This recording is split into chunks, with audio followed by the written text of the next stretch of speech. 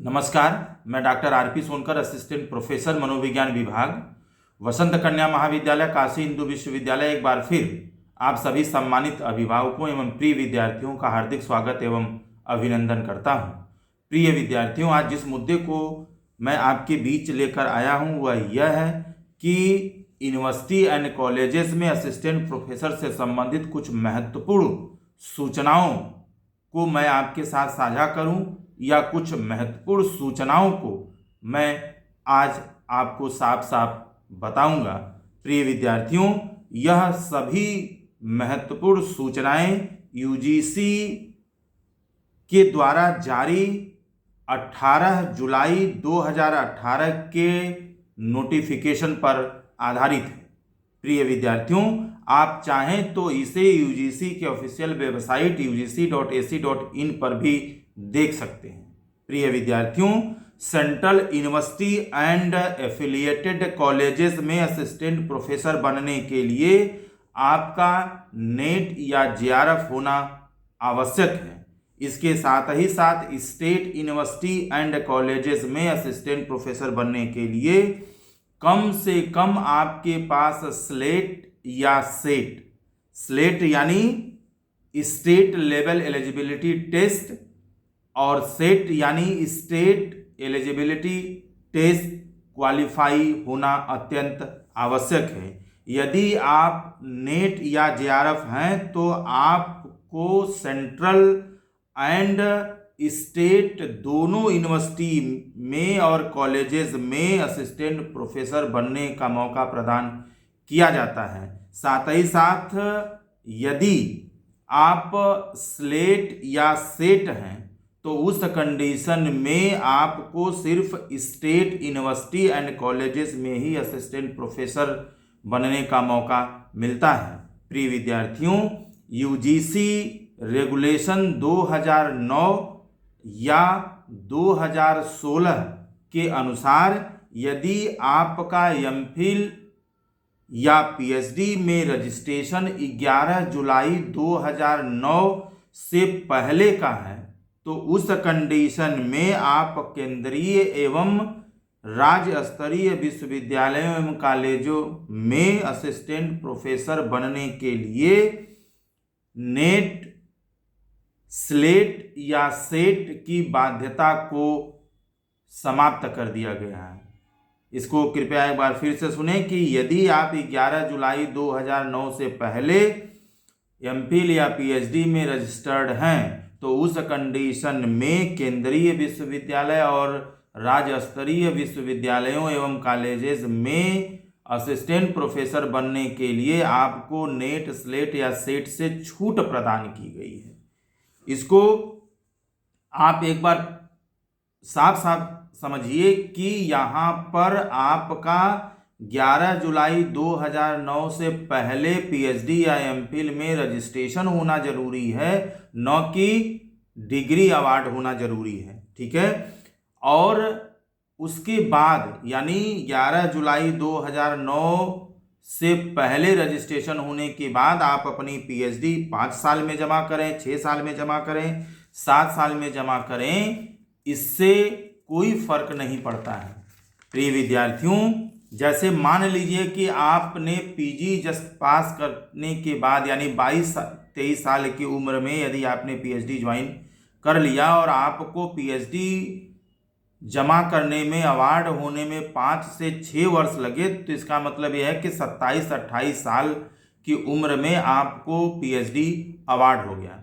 और यदि assistant professor बनने की जो अधिकतम एज है वह अगर 35 है तो उस कंडीशन में अभी भी आपको 7 से 8 साल तक मौका मिलता है कि आप असिस्टेंट प्रोफेसर के लिए अप्लाई करें और बन सकें। प्रिय विद्यार्थियों, यदि पीजी आपने 19 सितंबर 1991 से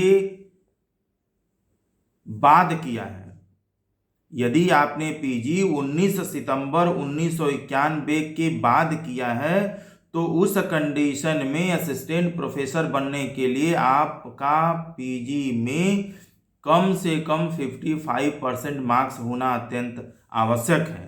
इसमें SC, ST, OBC, PC candidates को नियमानुसार छूट प्रदान किया जाता है। 1 जुलाई 2021 से सभी विश्वविद्यालयों में असिस्टेंट प्रोफेसर बनने के लिए PhD अनिवार्य कर दिया गया है। अभी कॉलेजेस में PhD की बाध्यता नहीं है, यानी यहाँ नेट या JRF या स्लेट या सेट के आधार पर भी सिलेक्शन हो सकता है।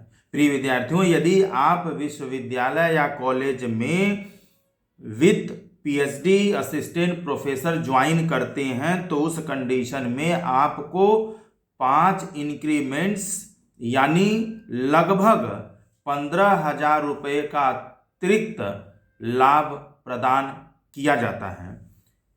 और कैश के थ्रू आपको स्टेज 1 से स्टेज 2 में यानी एकेडमिक लेवल 10 से एकेडमिक लेवल 11 में प्रमोशन 4 वर्षों में किया जाता है। यदि आप MPhil के साथ असिस्टेंट प्रोफेसर ज्वाइन करते हैं तो आपको 2 इंक्रीमेंट यानी लगभग 6,000 रुपये का अतिरिक्त लाभ प्रदान किया जाता है। और कैश के थ्रू आपको स्टेज 1 से स्टेज 2 में यानी एकेडमिक लेवल 10 से एकेडमिक लेवल 11 में जो प्रमोशन है वह 5 वर्षों में किया जाता है।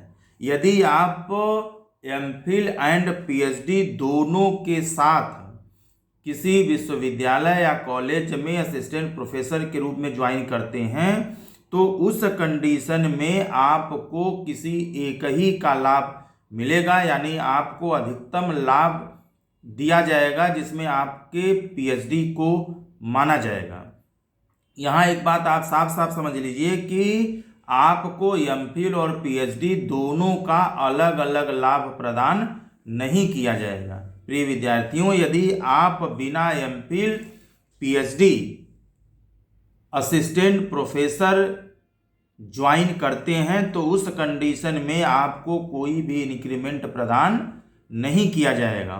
और कैश के थ्रू आपका जो प्रमोशन है स्टेज 1 टू स्टेज 2 यानी एकेडमिक लेवल 10 से एकेडमिक लेवल 11 में 6 वर्षों में किया जाएगा। यदि आप ज्वाइनिंग के बाद अपनी PhD जमा करते हैं तो उस कंडीशन में आपको 3 इंक्रीमेंट यानी लगभग 9,000 रुपये का लाभ प्रदान किया जाएगा।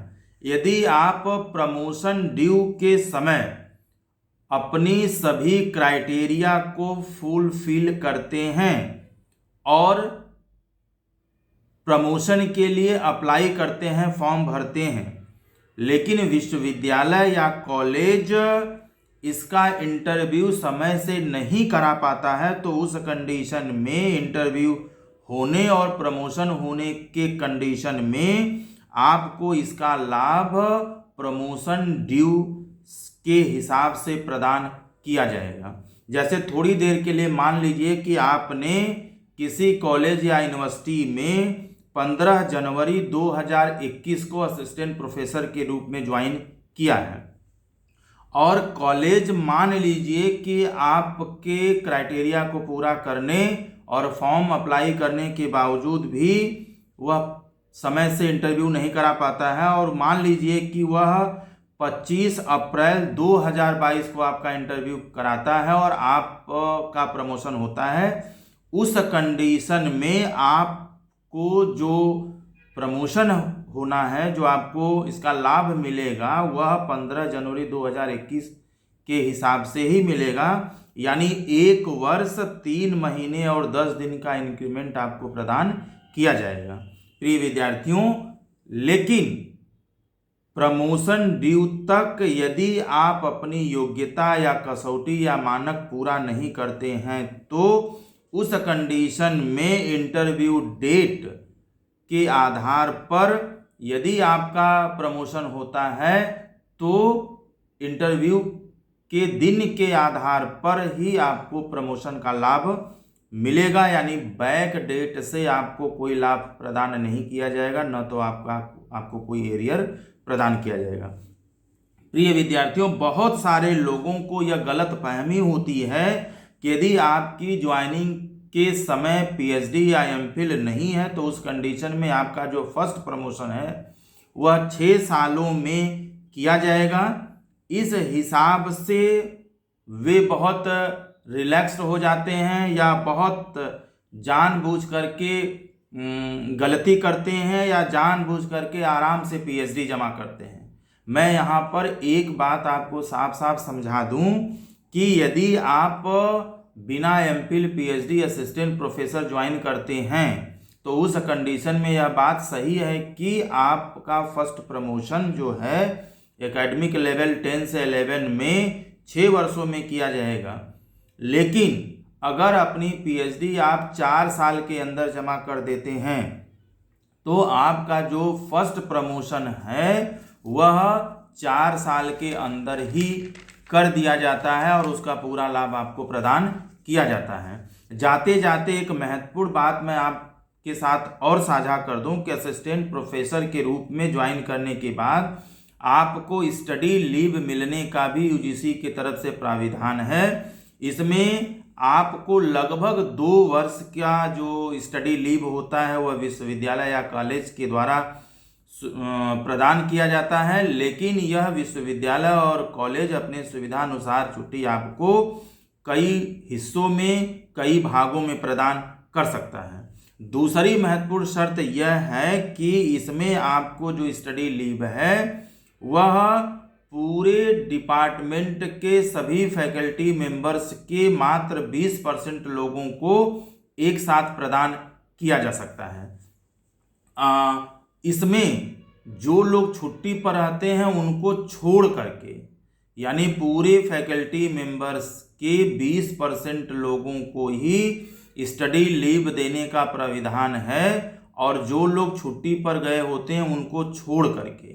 इसको ज़रा एक एग्जाम्पल के द्वारा समझिए कि मान लीजिए जिस डिपार्टमेंट में हैं उसमें यदि आप स्टडी लीव लेना चाहते हैं और टोटल फैकल्टी मेंबर्स मान लीजिए 10 हैं, उस कंडीशन में 10 का 20% यानी 2 लोगों को एक साथ स्टडी लीव दिया जा सकता है। लेकिन मान लीजिए कि इन 10 लोगों में से एक मेडिकल लीव पर हैं और एक मान लीजिए सीसीएल पर हैं, तो इस कंडीशन में जो प्रेजेंट इस समय फैकल्टी मेंबर हैं वह 8 हैं और अब 8 का 20% यानी लगभग 1.6 व्यक्ति आया और व्यक्ति कभी भी पॉइंट में नहीं हो सकता, यानी इस कंडीशन में मात्र एक व्यक्ति को ही स्टडी लीव प्रदान किया जा सकता है।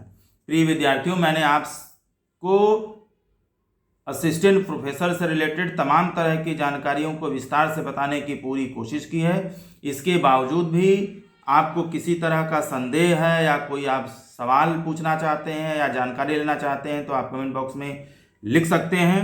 साथ ही साथ मैंने सभी तरह के सूचनाओं को सही और वैध रूप से बताने की पूरी कोशिश की है। इसके बावजूद भी किसी तरह का सूचना परिवर्तन होता है तो विश्वविद्यालय अनुदान आयोग यानी यूजीसी द्वारा बनाया गया मापदंड ही मान्य होगा। आप सभी को बहुत बहुत धन्यवाद।